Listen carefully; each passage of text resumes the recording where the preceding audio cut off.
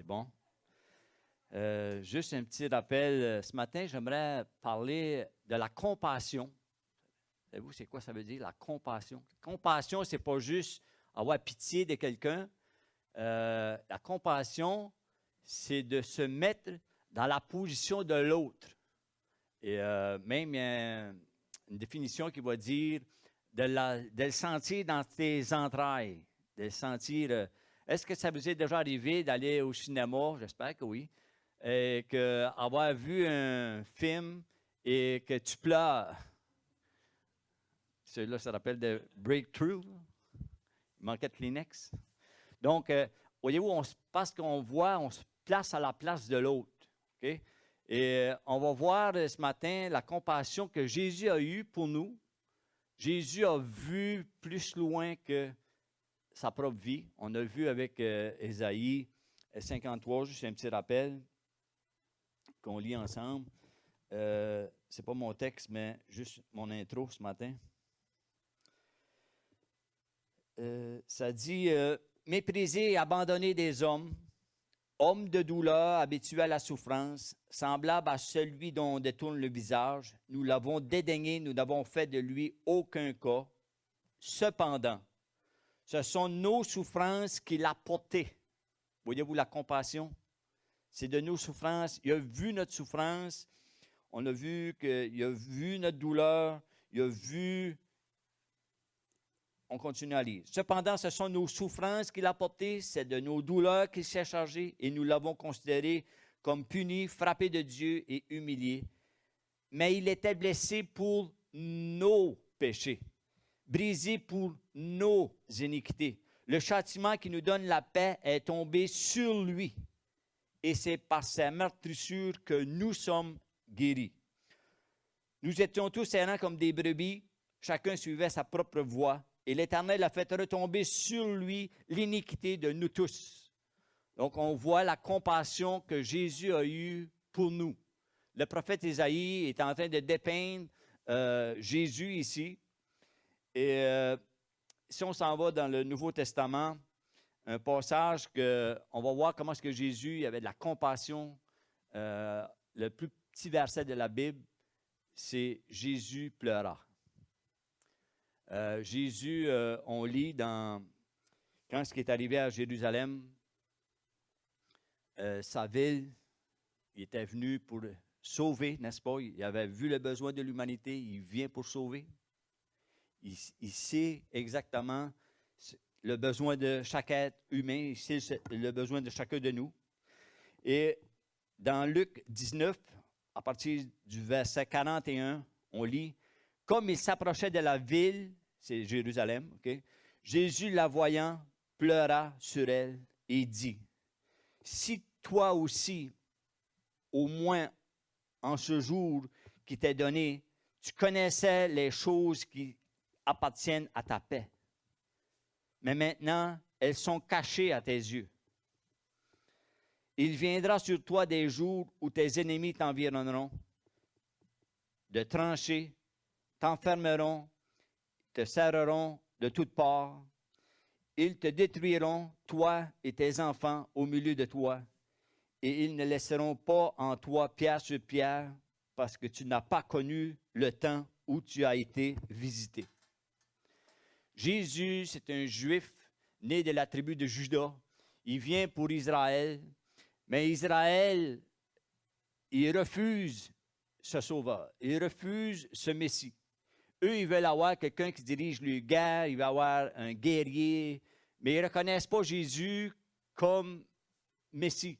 Mais Jésus avait vu les égarements, Jésus a vu les douleurs, Jésus a vu les besoins, comme qu'il voit le nôtre aujourd'hui.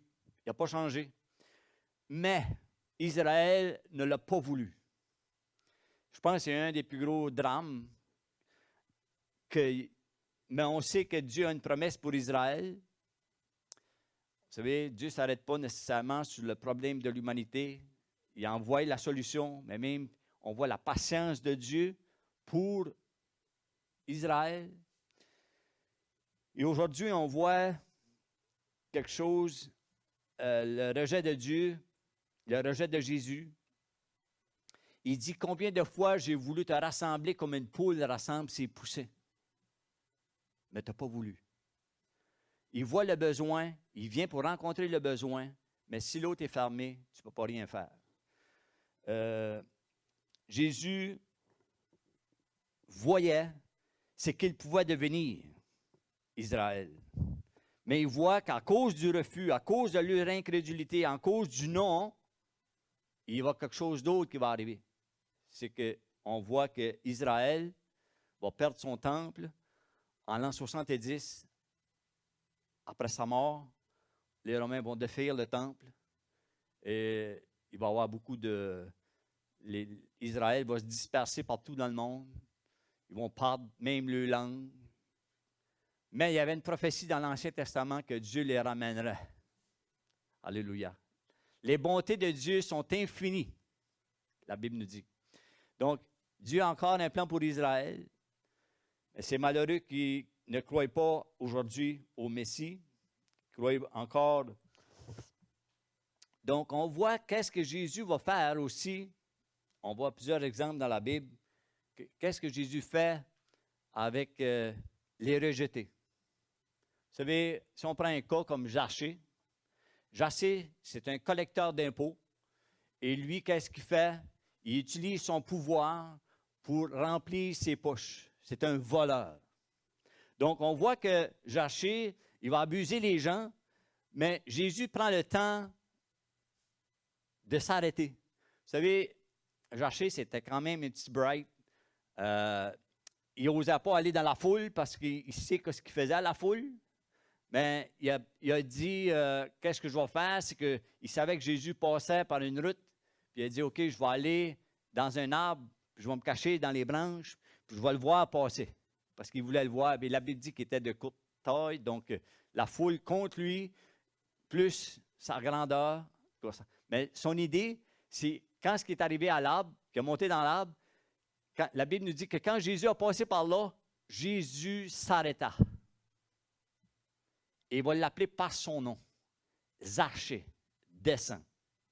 Qu'est-ce que Jésus fait avec les rejetés, ceux qui ne se sentent pas dignes? J'aimerais te dire ce matin que Jésus veut s'arrêter pour toi. Il connaît ton nom, il sait comment tu t'appelles, il sait même comment tu veux que tu peux avoir sur la tête. Donc, on voit que Jésus vient vers les rejetés. Et la Bible est remplie un peu de ça. Laissez-moi vous dire que chacun de nous, chaque être humain qu'il peut avoir sur cette planète, il a une valeur aux yeux de Dieu. Je pensais d'entendre un amen. Même si tu as eu un passé lourd, même si tu as eu un passé où il y a eu des blessures profondes, le rejet, l'abandon, tu as été délaissé, blessé, violenté, ridiculisé, pas avoir eu d'amour d'un père ou d'une mère, et tu vis avec quelque chose, laisse-moi vous dire qu'il y a de l'espoir. Jésus nous connaît parfaitement, c'est lui l'auteur de notre créature. Il sait ce qu'on vit à l'intérieur. La Bible nous dit que tout est nu et découvert à ses yeux. Laissez-moi vous donner un... J'ai été surpris cette semaine, je ne sais pas si ceux qui ont regardé le grand reportage.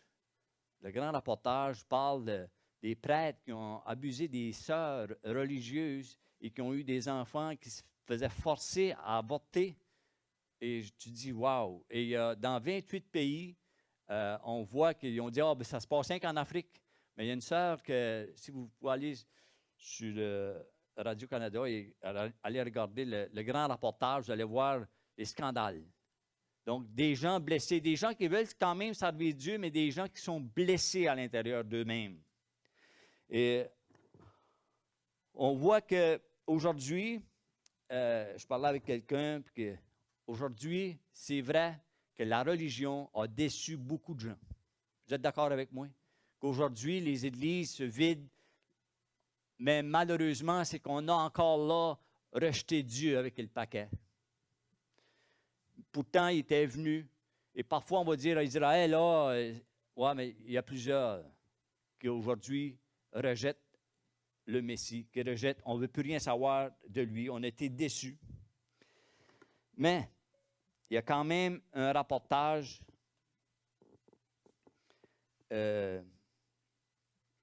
On sait qu'on a besoin de lui. L'être humain a besoin de lui. Quand est-ce qu'on garde un poisson, il a besoin de l'eau. C'est sa source. Un arbre, il a besoin de la terre, c'est sa source. L'être humain a besoin de Dieu. Dieu, c'est notre source. Mais si on ne va pas s'abreuver à cette source-là, on va aller s'abreuver à d'autres sources. Et ces autres sources-là, la Bible dit que c'est comme un panier qui ne retient pas l'eau. Et Jésus va arriver, puis il va aller vers une femme, une Samaritaine, dans un puits. Et vous savez que les Samaritains et les Juifs, ils n'avaient pas de relation ensemble. Okay? Mais Jésus va passer les limites. Il veut briser les traditions. Il va aller vers la femme. Et vous connaissez l'histoire, ça se passe dans Jean au chapitre 4, que cette femme-là a essayé de remplir un vide à l'intérieur, probablement avec des hommes, probablement avec... parce qu'elle va dire à Jésus, comment toi, tu es un Juif, tu as une relation, tu as une communion avec moi. Okay? Mais Jésus est venu pour tout le monde, n'est-ce pas? Et c'est son message. Et on voit que cette femme-là a cherché à remplir un vide, probablement avec des hommes. Et Jésus va lui poser les questions. Appelle ton mari. Elle dit, je n'ai pas de mari. Il dit, tu as bien fait de dire que tu n'avais pas de mari, car tu en as eu 5, et celui que tu as, ce n'est pas le tien. Il dit, si tu connaissais le don de Dieu, si tu connaissais qu'est-ce que Dieu a fait pour toi, tu aurais demandé toi-même à boire, et l'eau qu'il t'aurait donnée aurait produit en toi une source qui donne la vie. Jésus est venu pour donner la vie. Jésus est venu, c'est la source. On peut voir aussi plusieurs exemples dans la Bible. On voit une femme qui a tout dépensé ses biens pour une guérison qu'elle voulait. Ça faisait 12 ans qu'elle avait une perte de sang. Et elle se disait en elle-même, si je peux seulement toucher son vêtement, je serai guérie. Et la Bible dit que Jésus est entouré d'une foule. Et encore là, on voit Jésus qui s'arrête encore. Comme qui s'est arrêté pour Zachée.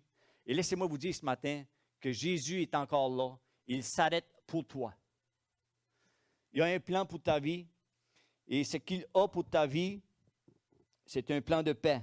Jésus s'intéresse à toi. On voit sa compassion. Vous savez, quand on voit qu'il vient, il sait qu'il va être crucifié. On l'a vu la semaine passée, comment la passion qu'il a eue, c'est tout douloureux. Et il a fait ça parce qu'il a vu notre besoin. Et quand on regarde, quand les soldats ont venu l'arrêter, Pierre va prendre son épée, puis il veut le défendre, Jésus, pour pas qu'il passe là. Puis il va trancher l'oreille d'un gars. Mais le gars, il a été chanceux, le gars. Parce que je pense pas que Pierre voulait y couper une oreille. Je pense que Pierre voulait le trancher en deux. Parce que le gars, probablement, s'est juste tassé. Mais Jésus savait que cette foule-là était là pour l'arrêter. Puis les Romains, la crucifixion, c'était pas une chose. Et regarde bien la compassion de Jésus encore là. Lorsqu'il arrive, puis il prend l'oreille du gars puis il va y coller bien avec l'oreille. Il guérit, mais pourtant, ce gars-là, il est là pour l'arrêter. Il est là pour l'emmener devant les juges et tout ce qui sert dessus. Donc, je ne sais pas c'est quoi que tu ressens, mais ce que tu ressens, il le ressent. Tu peux avoir été violenté, il le ressent. Tu peux avoir vécu quelque chose, il le ressent.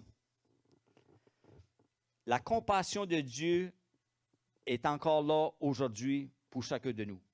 On voit on a vu avec Luc chapitre 15, le fils prodigue, quand il est parti vivre sa propre vie, mais qui est revenu à la maison. La clé, c'est que quand Jésus a dit « tout est accompli », mais il faut revenir à la maison. Il faut revenir vers lui. Il y a une solution pour chacun de nous. Il y a une solution pour ce monde. C'est malheureux que le monde le rejette encore, n'est-ce pas? Mais ses compassions durent toujours. Et ce qu'il veut faire avec chacun de nous, c'est qu'il ne veut pas nous améliorer, mais il est venu pour nous transformer. Si on prend l'exemple de l'apôtre Paul qui était quelqu'un, un zélé pour sa religion, mais qui mettait les gens en mort, la Bible nous dit qu'il y avait un zèle excessif, c'est-à-dire qu'un zèle au-delà, et on le voit qu'il va participer au meurtre d'Étienne. Il va donner son... Et pourtant, on voit les compassions de Dieu ici, qui va prendre un homme de même, qui va le transformer, puis qui va faire de lui son porte-parole. Alléluia. Ça, c'est de la puissance de Dieu. Donc, les compassions de Dieu ne sont pas là pour nous améliorer. Les compassions de Dieu sont là pour nous transformer. Et c'est ce qu'on va voir dans la suite. Mon deuxième point ce matin, c'est, oui, les compassions de Dieu pour nous, mais quel est notre mandat? Il dit, ayez en vous les sentiments qui étaient en Jésus-Christ. C'est-à-dire les sentiments qu'il avait, il veut qu'on les ait. Il y a du travail à faire, n'est-ce pas? L'amour qui l'habitait doit nous habiter. Ayez en vous les sentiments qui étaient en Jésus-Christ. Je prends un exemple ce matin du mariage. Vous savez, il y a des préparations au mariage. Mais le mariage, c'est quand même un sacrifice. C'est quand même un sacrifice, il ne faut pas s'en cacher. Parce que c'est deux personnes avec deux caractères différents qui s'unissent ensemble, puis il y a du travail à faire, il y a du renoncement à faire. Et avec tout ça, il y a des enfants qui s'ajoutent à ça, qu'eux aussi ont des caractères, eux aussi ont les pensées et tout ça. Comment faire pour tenir ça ensemble? Vous savez, le divorce aujourd'hui fait beaucoup de ravages, fait beaucoup de dégâts. On voit que les enfants des familles sont détruits à cause de ça. On voit que quand est-ce que tu te maries et qu'il y a le divorce, tu dois séparer tes biens, c'est-à-dire que tu peux avoir 15, 20 années de travail qui s'en va. Il n'y a pas de gagnant là-dedans. Mais on voit qu'il y a deux choses, ces deux caractères différents. L'homme et la femme n'est pas fait pareil. Est-ce que vous savez que la femme a un cycle hormonal qui change aux 28 jours, n'est-ce pas? Mais l'homme, c'est aux 3 jours. Est-ce que la femme comprend l'homme? Les hormones dans l'homme travaillent différent, travaillent rapidement qu'une femme. C'est pourquoi qu'aujourd'hui, les hommes ont des pensées différentes que les femmes. Donc, ces deux personnes, l'homme et la femme, ne sont pas faites pareil, ne sont vraiment pas faites pareil. Donc, ils ont des pensées différentes.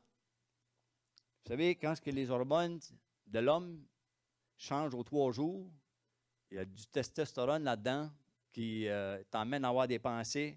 Donc, comment faire pour... Il faut que la femme comprenne l'homme, puis il faut que l'homme comprenne la femme, parce que c'est deux. Comment avoir ça ensemble, puis tenir ça ensemble. Donc, on va voir... il a fait penser... c'est un pasteur, puis lui, il est dans l'avion, puis il va dans beaucoup de pays. Puis une bonne fois, il le met dans la classe première. Et quand il arrive dans la classe première, il place alors une jolie dame avec une petite mini-jupe et avec tout un décolleté. Et lui, il veut servir Dieu, mais je ne sais pas si son cycle, ça fait longtemps qu'il n'a pas vu sa femme. Ben, bref, c'est que là, il commence à avoir quelque chose. Et quand il arrive chez eux, il dit, là, je vous dis ça, on est des adultes. Quand il arrive chez eux, il raconte ça à sa femme. Il dit, absolument pas d'idée.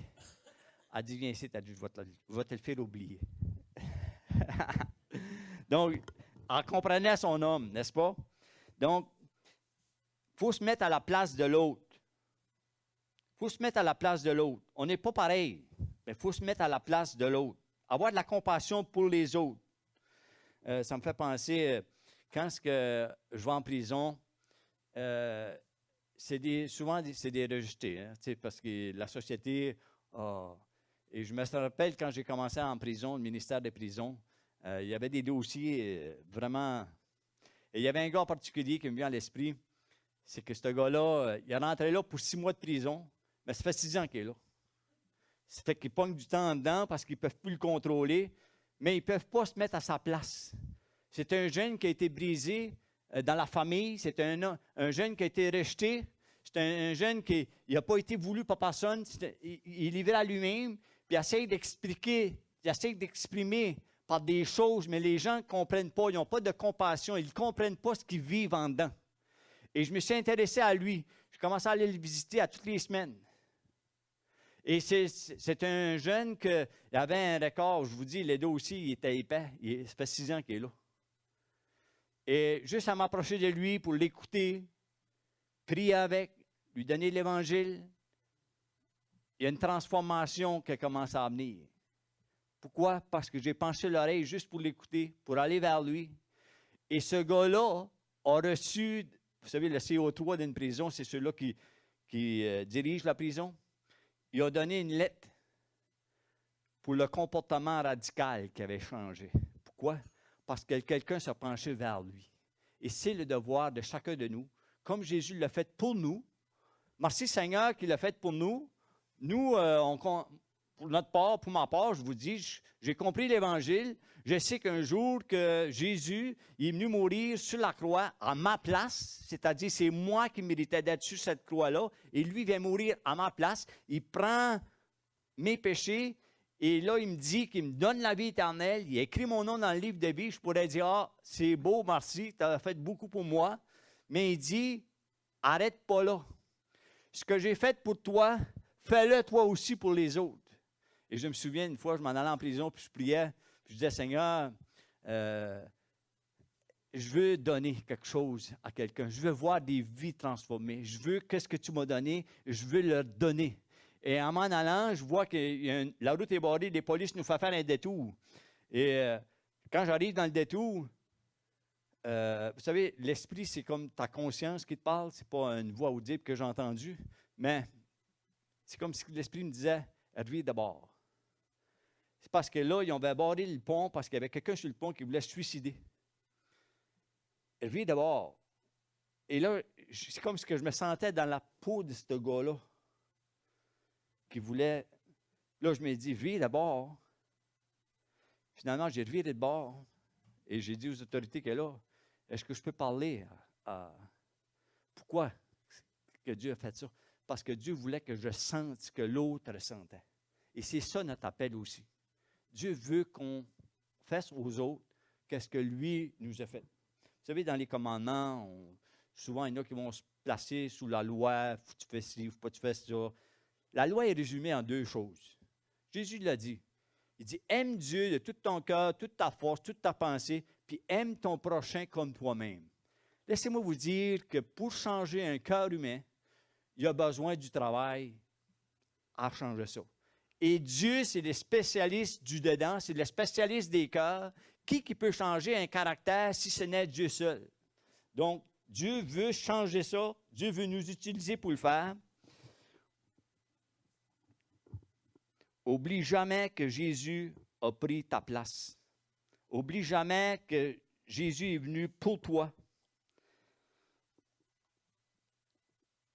Vous savez,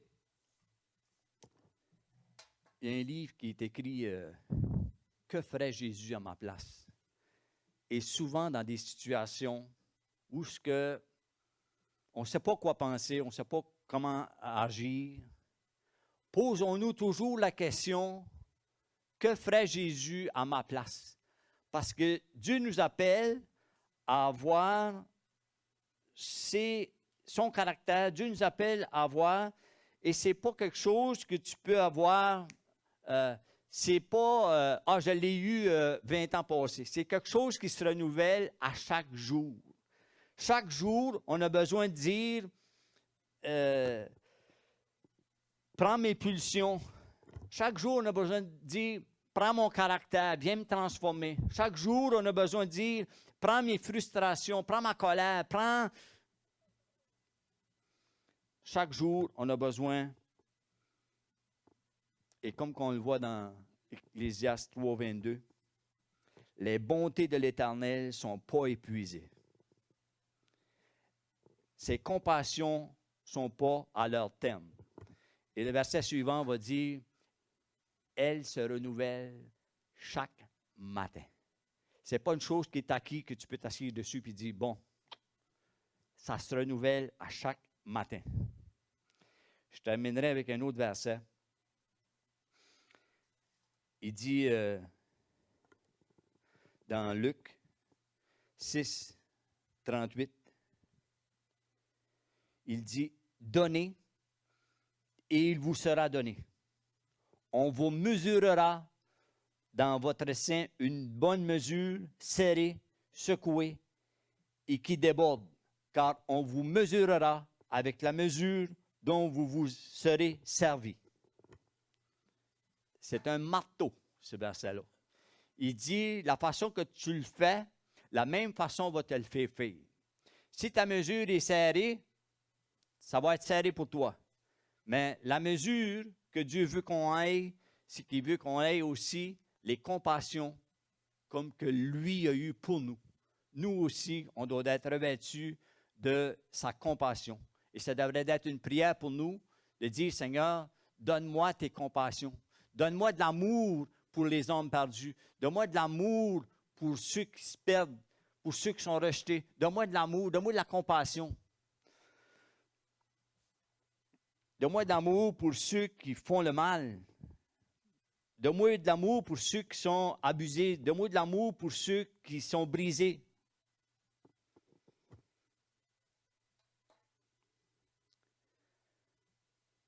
Vous savez, Pierre va dire à Jésus à un moment donné, il dit, combien de fois que je dois pardonner? Pierre va avoir une ligne où, à un moment donné, il va pouvoir mettre ses... Mais Jésus va dire, pour Pierre, on dirait c'est comme ce qu'il veut en mettre beaucoup, il dit jusqu'à 7 fois par jour. Et qu'est-ce que Jésus a dit? 70 fois, 7 fois. Pierre voit qu'il n'y a pas de chance. Et c'est ça qu'il veut faire avec chacun de nous. Il a eu compassion de nous et il veut qu'on ait compassion comme que lui a eu compassion pour les autres. Et la compassion de Dieu n'est pas à son terme. Ce n'est pas fini. Le monde souffre. Le monde a un grand besoin. Et les compassions de Dieu sont encore là aujourd'hui. Pour guérir, on l'a vu avec Luc au chapitre 4, quand Jésus a dit, « L'Esprit du Seigneur est sur moi, il m'a oint pour guérir les cœurs brisés. Il m'a envoyé pour guérir les cœurs brisés. Il m'a envoyé pour libérer les captifs, les rendre libres. » Les compassions de Dieu ne sont pas à leur terme. Notre compassion devrait être comme celle de Christ. Est-ce qu'on peut prier ensemble? Alléluia, Seigneur Jésus. Merci pour tes grandes compassions, Seigneur. Merci pour tes grandes bontés, Seigneur, que tu as eues envers nous. Ça dit que tu t'es chargé de nos péchés. Tu t'es chargé de notre douleur, Seigneur. Le châtiment qui nous donne la paix est tombé sur toi. Seigneur, en retour, Seigneur, donne-nous cette compassion pour les autres, Seigneur. Donne-nous de l'amour, Seigneur, et prends ce cœur de pierre, ce cœur dur, et fais-en un cœur de chair. Père, nous t'adressons ces prières dans le nom de ton Fils, notre Sauveur. Le peuple de Dieu dira Amen et Amen.